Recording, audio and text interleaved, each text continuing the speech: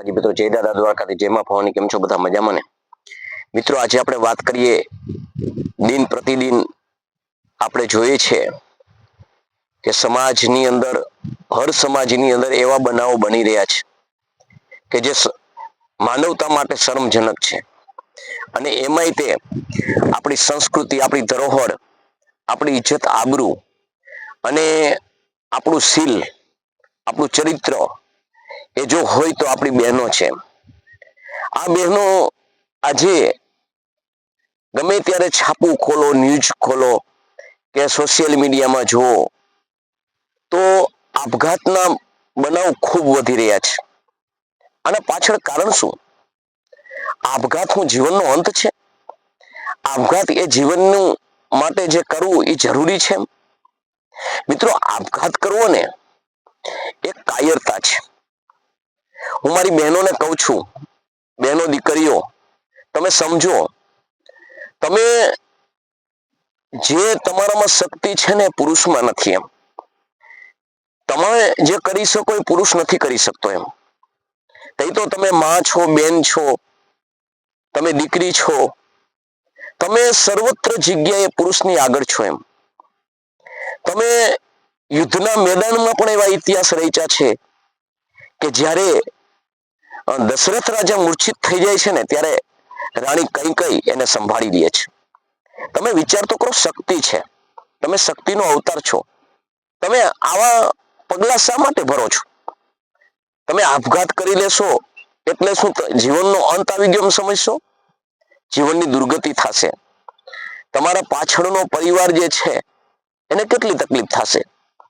તમે સાસરિયાના ત્રાસથી તમને તકલીફ હોય, તમને પતિનો ત્રાસ હોય, તમને સાસુનો હોય, તમને નણંદનો હોય, તમને જેઠનો હોય, પરંતુ તમે યાદ કરો, તમે પરણીને કેને આવ્યા છો? તમે પરણીને પોતાના પતિને આવ્યા છો. અને તમારો પતિ તમારી ઉપર ત્રાસ ગુજારતો હોય તો તમારું સાસરિયા કુટુંબ હોય, સાસરાનું ઘર નહીં, એ કુટુંબ હોય ને. તમે આવ્યા છો તો તમને પરણીને લઈ ગયા છે. ત્યાં તમે એમને નથી ગયા, તમે સોમાન સહિત ગયા છો. તો તમારા એક કુટુંબ પરિવારની અંદર વાત કરવી જરૂરી છે, પિયરમાં વાત કરવી જરૂરી છે, જુદું થઈ જવું પણ જરૂરી છે. ન બહુ સમજે તો અખાટ પ્રયત્ન કરવા છતાં જો ન સમજે તો જુદું થવું પણ જરૂરી છે. પણ બેનો, આપઘાત એ જીવનનો અંત નથી, એ તમારી કાયરતા ગણા છે.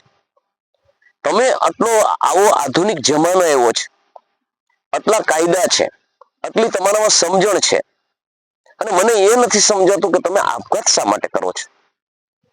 તમે આપઘાત કરો છો ને એનાથી તમારા માતા પિતા, તમારા ભાઈ ઉપર કેટલી ગુજરતી હશે, એમ કેટલી તકલીફ પડતી હશે, એ તમને ખબર છે? તમે એમ કહો મારા મા બાપ નથી એટલે હું આપઘાત કરી નાખું છું. અરે તમે સક્ષમ છો. કેવા જ આધુનિક જમાનામાં આપણું પેટ ભરાય એવું કામ નથી. એમ માટે વિચારો, સમજો, અને આ મારા વિચાર માટે થોડુંક મંથન કરો. એમ મને ખૂબ પીડા થાય છે આવા જયારે સમાચાર સાંભળું છું, એમાં ખાસ મારા સમાજમાં, ક્ષત્રિય રાજપૂત સમાજમાં, કે જેના ઘરમાં આવું બને ને મરી મૂટવું જોઈએ, બુડી મરવું જોઈએ.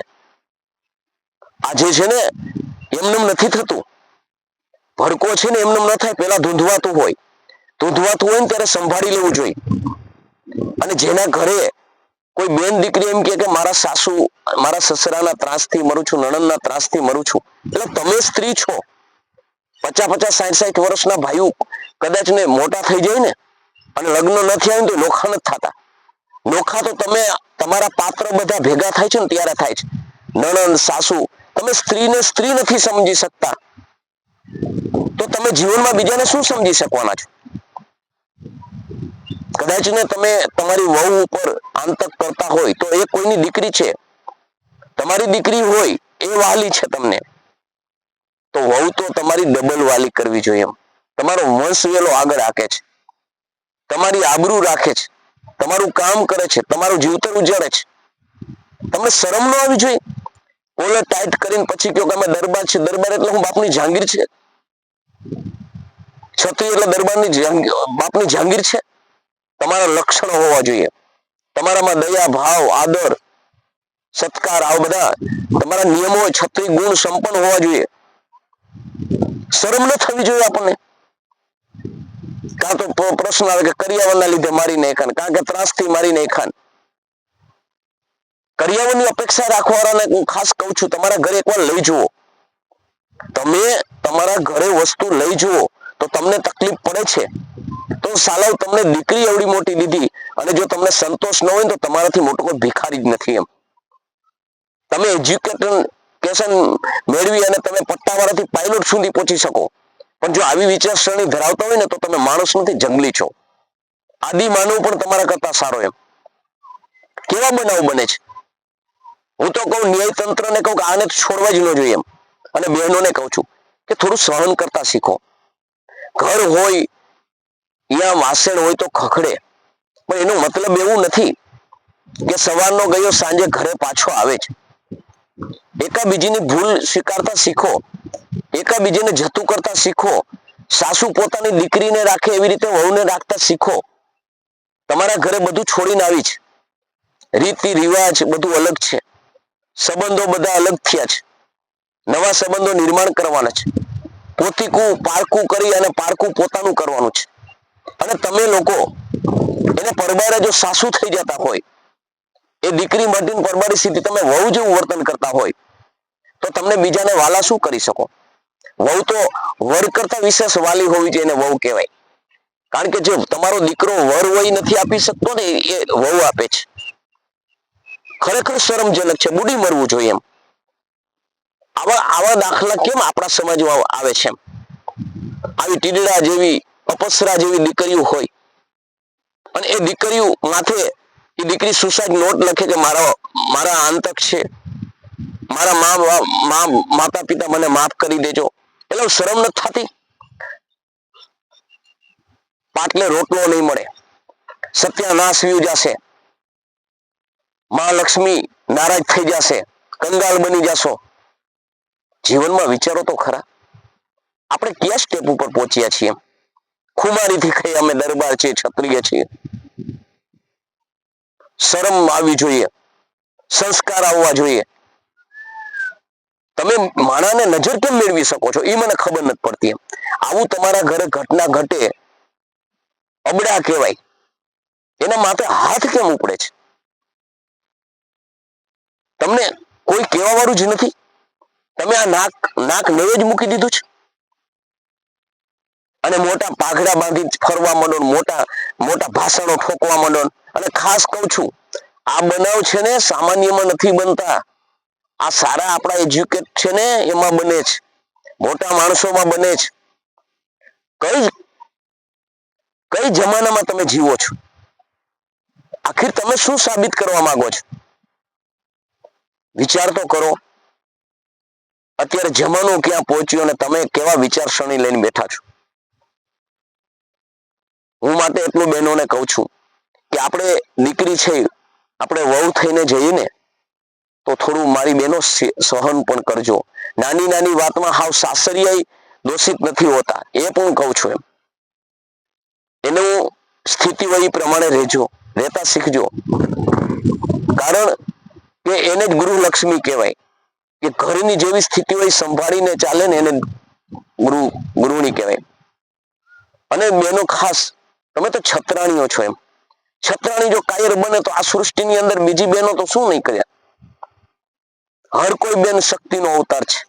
હર કોઈ સમાજમાં બેન શક્તિનો અવતાર કહેવાય. અને તમે નાસીપાસ થઈ જાઓ.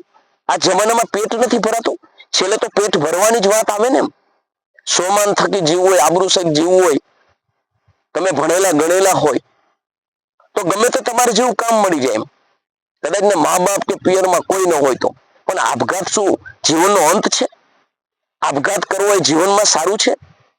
એમાં તમારા બાપ દાદાની કીર્તિ પણ કલંક લાગે છે, લાછન લાગે છે. માટે બે હાથ જોડીને વિનંતી કરું, મારી બહેનો, કોઈ આપઘાત ન કરશો. આપઘાત કરશો ને તમે તો એનાથી પાછળ રહેલો તમારો પરિવાર છે ને એને તમે એક આઘાત વજ્ર સમાન ઘા આપી જશો. તમારા માતા પિતાને જિંદગીમાં તમે હશે તો વિસરશો નહીં. માતા પિતાને તમે એમ લખીને જાઓ ને કે માં હું સહન નથી કરી શકતી, હવે મારાથી નહીં થાય. કેમ સહન નથી બેન કરી શકતી? તું તારી ટિકિટ લઈને ઘરે તો આવી શકશો ને? મરવું એ થોડોક આપણી જિંદગીનો છેલ્લો નિર્ણય છે. શું કરો, ભગવાને સરસ મજાનું જીવન દીધું છે, જીવી જાણો ને. અને ગમે એવી પરિસ્થિતિમાંથી સ્ત્રી તો છે ને માર્ગ કાઢી શકે એમ. સમાજની ન મૂકો, સમાજને તેલ લેવા જવા દો. સમાજ કોઈનો સમાજ કોઈનો થયો જ નથી. સમાજ છે ને ખોચરાજ કાઢે. સમાજ છે ને એ તમને સહાય ન કરે. તમારે ઉઠવાનું છે ખુદને જ. ભગવાન શ્રી કૃષ્ણ દ્વારકાધીશ છે ને એ અર્જુનને કીધું, ફૈબાનો દીકરો ભાઈ થતો, બનેવી થતો, ભક્ત વત્સલ, હજારો વર્ષથી એના નર ને નારાયણના સંબંધ હતા, છતાં એને કર્મ કરવા માટે પ્રોત્સાહિત કર્યો અને એને પ્રેરણા આપી કે અર્જુન હું તને તલ જેટલું ન આપી શકું એમ. વિચાર કરો તો અર્જુન કસોટીમાંથી બહાર નીકળો ને, સામ્રાજ્ય જમાયું ને. એમ બેનો, લોખંડી બનો, વિચારશીલ બનો, વિવેકશીલ બનો. તમારા મા બાપને તમે મરો છો ને, ખૂબ ખોટું લાગે છે, આઘાત આપી જાઓ છો. બસ સમજાય તો વંદન. જય માતાજી, જય દાદા દ્વારકાજી, જય મા ભવાની.